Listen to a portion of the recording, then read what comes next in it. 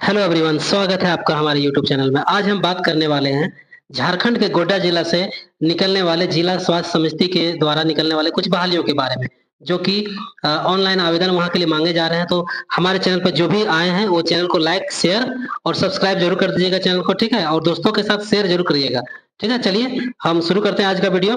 देखिए, आज का वीडियो जो है हमारा ये खास है जिला स्वास्थ्य समिति गोड्डा झारखंड पर, ठीक है? जहाँ से कुछ बहालियां निकली है संविदा के आधार पर, ठीक है?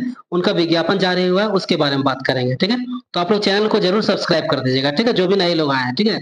चलिए तो हम शुरू करते हैं आज का वीडियो। देखिए क्या अपडेट है, थोड़ा सा आपको हम थोड़ा पढ़ के बता देते हैं। देख लीजिए। देखिए, राष्ट्रीय स्वास्थ्य समिति मिशन के अंतर्गत झारखंड के गोड्डा जिला के विभिन्न स्वास्थ्य मतलब गोड्डा जिला में जितने भी स्वास्थ्य संस्थान हैं, जिला अस्पताल हेतु संविदा के आधार पर कुछ पद वहां पर सृजित किए गए हैं, जिनके लिए ऑनलाइन आवेदन आमंत्रित किया गया है, ठीक है? तो उनका कौन कौन सा पद है, क्या प्रतिमाह मानदेय कितना है, योग्यता क्या है, अर्हता जो भी है, एलिजिबिलिटी, उसके बारे में हम बात करेंगे, ठीक है? तो आगे नीचे बात करते। देखिए सबसे पहला जो पोस्ट है वो देखिए स्टाफ नर्स का है, ठीक है? इसमें टोटल जो है 9 बहाली है। जनरल के लिए 5 है सीट है, BC1 के लिए 1 सीट है, BC2 के लिए 0 सीट है, SC के लिए 1 सीट है, ST के लिए 2 सीट है और EWS के लिए 0 सीट है, ठीक है? चलिए इसका क्वालिफिकेशन हम अगर बात करें तो क्वालिफिकेशन के बारे में बात करते हैं। देखिए 10+2 है, intermediate with 3 years general nursing midwifery training जो है आपका नर्सिंग का ट्रेनिंग होना चाहिए, और एटलीस्ट 2 साल का आपका ग्रेजुएशन 2 साल का जो आपका एक्सपीरियंस होना चाहिए किसी अस्पताल में अगर काम किए हैं नर्स के रूप में, तो उसका आपका होना चाहिए, ठीक है? अब देखिए मार्किंग स्कीम कैसे किया जाएगा। देखिए 10th का आपका डिग्री है तो 10 मार्क्स मिलेगा, 12th आप किए हैं तो 15 मार्क्स मिलेगा, जनरल नर्सिंग एंड मिडवाइफरी अगर ट्रेनिंग किए हैं तो 25 मार्क्स मिलेगा, और कुछ एक्स्ट्रा अगर आप क्वालिफिकेशन आप रखते हैं तो आपको 10 मार्क्स मिलेगा, और रिटर्न और स्किल टेस्ट में आपको 40 मार्क्स मिलेगा, ठीक है? इसके लिए अगर सैलरी की बात करें हम, नर्स का जो स्टाफ नर्स है उसका सैलरी तो 16,564 रुपया आपको पर मंथ सैलरी दिया जाएगा, ठीक है? चलिए दूसरा पोस्ट की अगर हम बात करें तो ओटी टेक्नीशियन का पोस्ट है, ठीक है? जिसमें कि जनरल के लिए 3 सीट है, यूआर के लिए 3 सीट है, BC1 के लिए 2 सीट है, BC2 के लिए 0 सीट है, ठीक है? और ठीक है, और SC के लिए भी यहाँ पर 0 सीट है, ST के लिए 1 सीट है और EWS के लिए भी 0 सीट है ना? तो इसका भी क्वालिफिकेशन 10+2 है, और diploma certificate course in operation theatre में इसका जो ओटी का जो ऑपरेशन थिएटर का इसका डिप्लोमा सर्टिफिकेट होता है वो मांगा जा रहा है, जो कि एक अच्छे काउंसिल से मान्यता प्राप्त होना चाहिए, कम से कम 1 साल का एक्सपीरियंस मांग रहा है, ठीक है? आपका किसी अस्पताल में काम करने का अनुभव होना चाहिए, ठीक है? इसका भी जो मार्किंग स्कीम है ना, तो इसका भी सेम है उसी प्रकार से, जैसे कि यहाँ पर देखिए डिप्लोमा अगर आप करते हैं ऑपरेशन थिएटर टेक्नीशियन तो 25 मार्क्स है, तो वही सेम है, मार्किंग स्कीम सबका सेम है, और 12,000 इसका सैलरी आपको दिया जाएगा, ठीक है? चलिए अगला पोस्ट के बारे में बात करते हैं, ऑक्सीजन ऑपरेटर, ठीक है? PSA प्लांट DH गोड्डा, ठीक है? अगर जिसमें बात करते हैं तो जनरल के लिए 2 सीट है, BC1 के लिए 1 सीट है, BC2 के लिए 0 है, SC के लिए 0, ST के लिए 0 है, EWS के लिए 1 सीट है, ठीक है?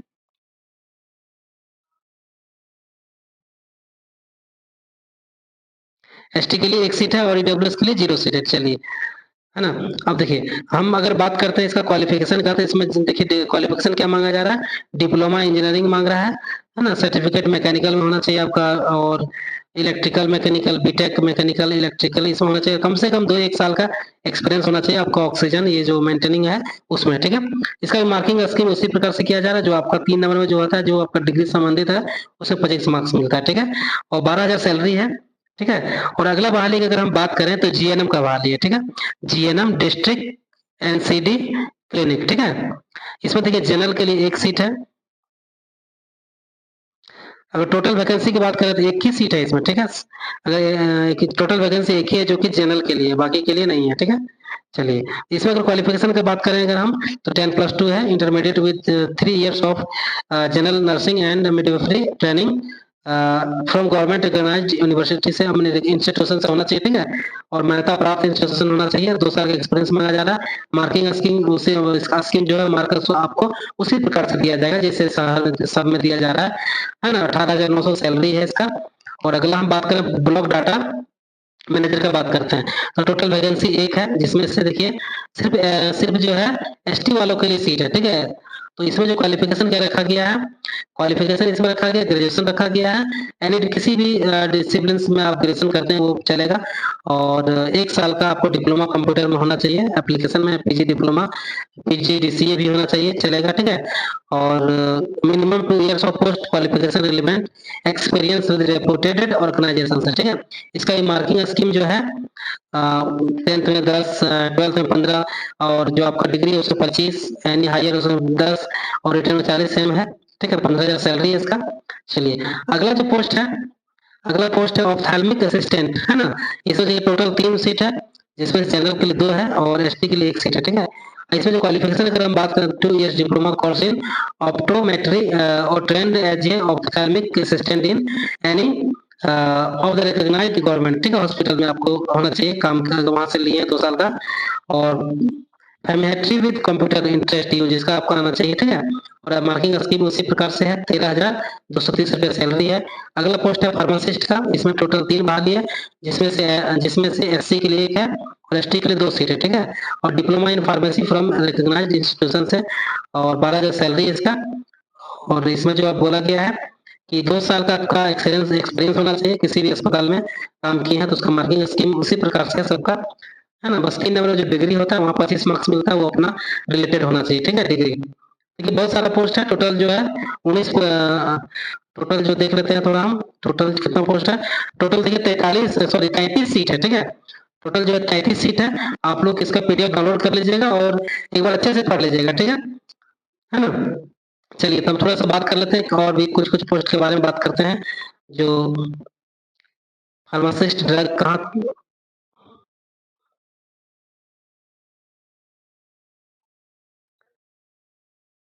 यहाँ तक हम 7 नंबर तक बात किए थे, अब 8 नंबर के बारे में बात करते हैं, ठीक है। देखिए 8 नंबर जो बहाली है वो सीनियर ट्यूबरकुलोसिस लेबोरेटरी है ना, जो टीबी बीमारी से संबंधित है।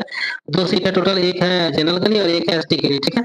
ग्रेजुएट इसमें मांगा जा रहा है, diploma in medical laboratory technical, है ना, technology equivalent from government recognised institute से आपको होना चाहिए। और इसमें जो मांगा गया एक्सपीरियंस अगर बात करें तो 1 साल का एक्सपीरियंस मांगा गया, मिनिमम 1 ईयर एक्सपीरियंस मांगा गया, ठीक है। मार्किंग स्कीम देख लीजिए, 10 मार्क्स 10th में है, 12th में 15 मार्क्स है, ग्रेजुएट में 25 मार्क्स है और इसमें 10 मार्क्स में दिया जा रहा है डिप्लोमा इन मेडिकल, है ना। और 40 नंबर का रिटर्न, टोटल 21,420 रुपये से सैलरी है, ठीक है। चलिए अगला बात करते हैं 9 नंबर, अगर बाहरी की बात करें हम तो रेडियोग्राफर की बहाली है। इसमें एक टोटल 1 सीट है जो कि जनरल के लिए है, ठीक है। तो क्वालिफिकेशन यहाँ है 10+2 इंटरमीडिएट और intermediate and diploma in X-ray में मांगा जा रहा है, ठीक है, 2 विद 2 साल का एक्सपीरियंस के साथ, ठीक है। 16,000 रुपये से सैलरी है। उसी प्रकार से अगर हम बात करते हैं डिस्ट्रिक्ट पब्लिक प्राइवेट मिक्स, है ना, डिस्ट्रिक्ट पब्लिक प्राइवेट मिक्स के बाद इसमें 1 सीट की बहाली है, तो जो भी जनरल के लिए है इसका सैलरी 18,000 रुपया है, देख लीजिएगा, है ना। और फार्मासिस्ट का अगर अगला बात करते हैं तो 1 सीट ही बहाली है जो कि जनरल के लिए है, इसमें 12,600 रुपये बहाली है, सॉरी 12,600 रुपये इसका सैलरी है। और फार्मासिस्ट ड्रग स्टोर के बारे में बात करें तो 12,600 रुपये इसका भी सैलरी है। और मलेरिया की अगर बात करें हम, मलेरिया टेक्निकल सुपरवाइजर की बात करें तो 2 सीट का बहाली है, 2 सीट इसमें बहाली है जो कि एक जनरल के लिए है और एक एसटी के लिए, ठीक है। तो 17,303 रुपये सैलरी है ना। इसका क्वालिफिकेशन देख लीजिए, ग्रेजुएट प्रिपेयरली फ्रॉम बायोलॉजी से आपका ग्रेजुएशन होना चाहिए और कम से कम 1 साल का जो आपका एक्सपीरियंस होना चाहिए इन वेक्टर बोर्न डिसीज में, ठीक है। चलिए अगला जो बहाली है ट्यूबरकुलोसिस हेल्थ विजिटर का बहाली है। इसमें जो 13,211 देखिए सैलरी है और ग्रेजुएट होना चाहिए, अगर आप ग्रेजुएट है तो भाई है। और इंटरमीडिएट और 10+2 science and experience working as MPWLHB इसमें अगर काम किए हैं, है ना, ट्यूबरकुलोसिस हेल्थ विजिटर कोर्स अगर आप किए हैं तो भी कर सकते हैं, ठीक है। मार्किंग स्कीम ये है, आप देख लीजिएगा, है ना। तो चलिए मैं तो कहता हूँ एक बार पीडीएफ डाउनलोड कर लीजिएगा और अच्छे से पढ़ लीजिएगा, ठीक है। इतना सारा पोस्ट है यहाँ पर और मैं जहाँ तक जो है ना मैं बताने की कोशिश करता हूँ, लेकिन आप लोग एक बार डाउनलोड कर लीजिएगा, ठीक है। गोड्डा के साइट पे जाइएगा, goda.nic.gov.in सॉरी goda.nic.in पे जाइएगा, वहां से आप लोग डाउनलोड कर लीजिएगा, ठीक है। देखिए अगला जो बहाली है हॉस्पिटल अटेंडेंट का बहाली, 2 सीट है, 1 सीट जनरल का, 2 सीट का रिक्तियां है, 1 सीट जनरल के लिए और 1 सीट एसटी के लिए, ठीक है। 10,000 सैलरी दिया जा रहा है। नीचे सैनिटरी अटेंडेंट का भी बहाली, इसमें भी 10,000 सैलरी है, ठीक है। इसमें 10+2 का सॉरी मैट्रिकुलेशन का इसमें डिग्री चाहिए और 2 साल का अगर एक्सपीरियंस है तो चलेगा, डिजेबल है, कोई जरूरी नहीं है ना। तो देख लीजिएगा आप लोग, है ना। और अगला जो बहाली है वो मल्टी रिहैबिलिटेशन का है। इसमें टोटल 5 सीट खाली है, जो कि 4 जनरल के लिए और 1 एससी के लिए है, ठीक है। 16,564 सैलरी है इसका, आपको दिया जाएगा पर मंथ, ठीक है।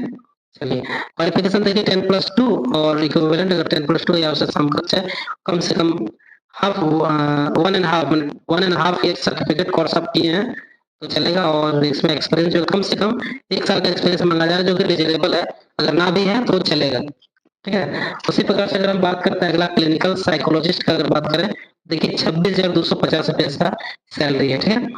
और इसमें क्वालिफिकेशन की अगर बात करें तो फर्स्ट क्लास और सेकंड क्लास एमफिल का डिग्री मांगा जा रहा है इसमें, ठीक है। MA MSc degree in psychology first और सेकंड क्लास एमए एमएसडब्ल्यू, अगर एमएसडब्ल्यू भी आप किए तो भर सकते हैं, है ना।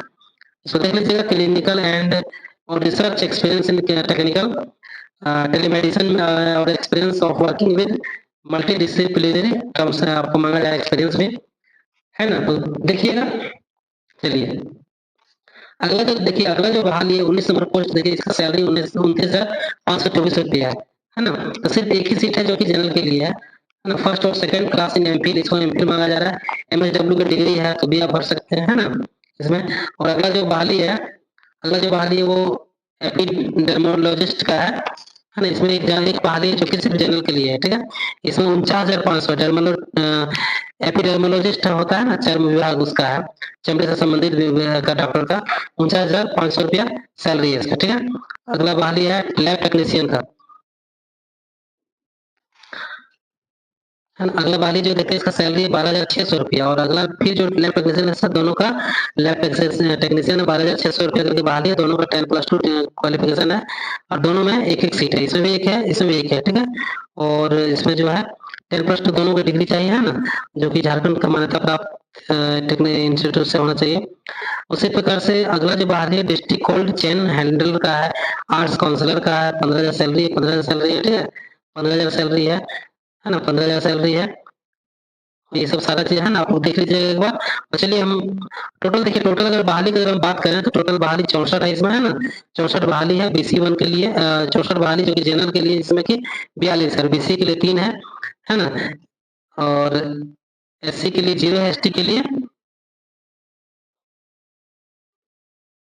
1 मिनट रुकिए,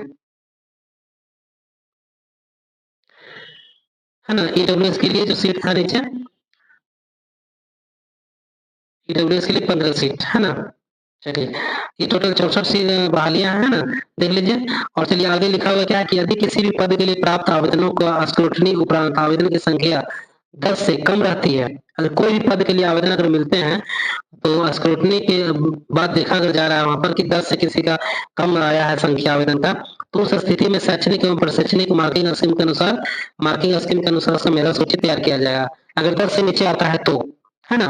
और दूसरा नंबर पॉइंट में लिखा कि अधिक प्राप्त आवेदनों का स्क्रूटनी उपरांत आवेदनों की संख्या 10 से अधिक रहती है तो उस स्थिति में रिटन टेस्ट कराया जाएगा, ठीक है ना। और परीक्षा, लिखित परीक्षा, स्किल टेस्ट में प्राप्त अंकों को जोड़कर तैयार किया जाता है। उपरोक्त पदों पर नियुक्ति संबंधित जिला स्वास्थ्य समिति द्वारा किया जाएगा। उपरोक्त पदों पर नियुक्ति जो है संबंधित जिला स्वास्थ्य समिति द्वारा किया जाएगा। अगला जो है अगला अपडेट जो है आयु की गणना जो है, देखिए ये मुख्य पॉइंट यही है, आयु, उम्र, है ना। बहुत लोग का उम्र जो है बोलते हैं खत्म हो गया, कैसे बोले देखिए, उम्र के 1 जनवरी 2026 के आधार पर उम्र का गणना किया जाएगा, है ना। और इसमें सब अभ्यर्थियों का आयु जो है इसके आधार पर गणना किया जाएगा। और यहाँ पर देख लेते हैं, अगर जनरल है आप, ईडब्ल्यू से 35 वर्ष है, और दिव्यांग अगर है तो 40 वर्ष रहेगा। तो जनरल से अगर ईडब्ल्यू से दिव्यांग है तो पिछड़ा वर्ग में आते हैं तो पिछड़ा वर्ग के लिए 37 वर्ष रखा गया। अगर पिछड़ा वर्ग आते हैं तो पिछड़ा वर्ष से अगर विकलांग है तो 42 वर्ष रखा गया है ना। और न्यूनतम जो है 21 वर्ष है। और अनुसूचित जाति एवं अनुसूचित जनजाति पुरुष एवं महिला दोनों के लिए जो है 40 वर्ष रखा गया। अगर विकलांग है तो 45 है। और अगर महिला के लिए सामान्य वर्ग, पिछड़ा वर्ग एवं अत्यंत पिछड़ा वर्ग के महिलाओं के लिए 38 वर्ष है, और विकलांग है तो 43 वर्ष है, ठीक है। चलिए आगे हम बात करते हैं चयन की शर्तें। चयन का शर्तें क्या है देखिए, संविदा के आधार पर स्वीकृति मानदेय के विरुद्ध उन्हें कार्य करने हेतु अनुबंधित किया जाएगा। उपरोक्त सभी पदों में जिला स्तरीय आरक्षण रोस्टर अनुमान होगा, ठीक है। संविदा 1 वर्ष के लिए अनुमान होगा, 1 वर्ष के लिए बहाली है। इसमें से एक साल में एनुअल परफॉर्मेंस के आधार पर इसका संख्या अप्रेजल के आधार पर बढ़ाई जा सकती है, ठीक है। मैंने 1 वर्ष शायद कहीं 2 वर्ष किया जाएगा अगर आपका परफॉर्मेंस अच्छा रहा तो। अगला नंबर 4 नंबर में लिखा गया कि चयनित अभ्यर्थियों द्वारा समर्पित सभी मूल प्रमाण पत्रों का सत्यापन 3 माह के अंदर प्रमाण पत्र निर्गत करने वाले संस्थान से कराया जाएगा। मतलब सत्यापन कराया जाएगा आपका सर्टिफिकेट का, जहां से आप प्राप्त किए हैं, जहां से आप पास किए हैं। अगर प्रमाण पत्र गलत पाए जाने पर संबंधित कर्मियों का अनुबंध तत्काल प्रभाव से रद्द करते हुए उस पर कानूनी कार्रवाई की जाएगी, ठीक है। संविदा के अगला पॉइंट है, संविदा के आधार पर अनुबंधित कर्मियों की सेवा संतोषप्रद अगर नहीं रहती है, 1 माह की नोटिस पर तत्काल अनुबंध समाप्त किया जा सकता है, ठीक है। चलिए, और आगे क्या लिखा हुआ है कि जो अब देखिए, आगे लिखा हुआ है जो अभ्यर्थी शैक्षणिक योग्यता के लिए सीजीपीए स्कोर कार्ड प्रस्तुत कर रहे हैं, वे मार्कशीट के साथ साथ सीजीपीए रूपांतरण चार्ट भी प्रस्तुत करेंगे। और अगला है कि कार्यानुभव प्रमाण पत्र, अगर एक्सपीरियंस सर्टिफिकेट है तो एक्सपीरियंस सर्टिफिकेट अगर आपका है तो उससे वेतन भुगतान प्रमाण पत्र, बैंक विवरणी, है ना, कार्य करने के समय ज्वाइनिंग लेटर संलग्न करना होगा। एक से अधिक पदों के लिए आवेदन करने हेतु आवेदन को अलग-अलग आवेदन करना होगा। अगर आप एक से अधिक आवेदन करते हैं तो आपको अलग-अलग आवेदन करना होगा, ठीक है। चलिए, अब इसमें जिला समिति गोड्डा द्वारा आवश्यकता अनुसार विज्ञापन के शर्तों में संशोधन किया जा सकता है, ठीक है। चलिए, ऑनलाइन आवेदन है, आप लोग ऑनलाइन आवेदन करिएगा। चयन की प्रक्रिया हम देख लेते हैं थोड़ा। 10th बोर्ड जो है फुल पॉइंट्स 10 पॉइंट्स मिलेगा, 12th के लिए 15 पॉइंट्स मिलेगा। अगर एसेंशियल क्वालिफिकेशन आपको जो है उसमें 25 मिलेगा। स्किल टेस्ट अगर होता है, नहीं क्या है ये, अगर हायर क्वालिफिकेशन है तो 10 मार्क्स मिलेगा। और अगर आपका जो है राइटिंग स्किल अगर कुछ भी टेस्ट होता है तो 40 मार्क्स मिलेगा, ठीक है। चलिए, कुल जो परीक्षा है वह जो अधिकतम 100 अंकों का रहेगा, जिसके आधार पर मेधा सूची तैयार किया जाएगा, ठीक है। चलिए, अब झारखंड के जो SC/ST हैं उनको उसके अनुसार आरक्षण दिया जाएगा।